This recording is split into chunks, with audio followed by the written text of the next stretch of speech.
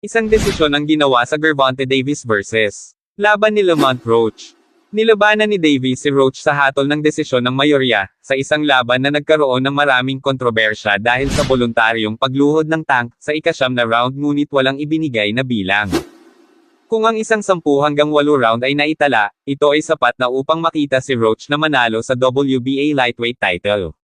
Nangangahulugan ito na ang abogado ni Roach ay nagpadala ng liham sa New York State Athletic Commission, na humihiling ng pagsisiyasat na ilunsad, gaya ng iniulat ni Dan Rafael. Ang pagkakasunod-sunod ng mga kilos na ginawa ni G.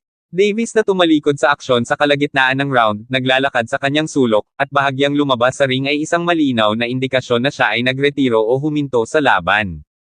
Mr. Roach ay tiwala na ang komisyon ay sasang-ayon sa milyon-milyong nakakita ng laban at matukoy na si Mr. Roach ang tunay na nagwagi sa laban alinman sa pamamagitan ng TKO dahil sa pag-alis ni Mr. Davis sa kanyang sarili mula sa bout o pagiging disqualified para sa pagdadala ng ilegal na irretent sa ring, o sa pamamagitan ng desisyon pagkatapos na maisaayos ang mga score para ipakita ang knockdown.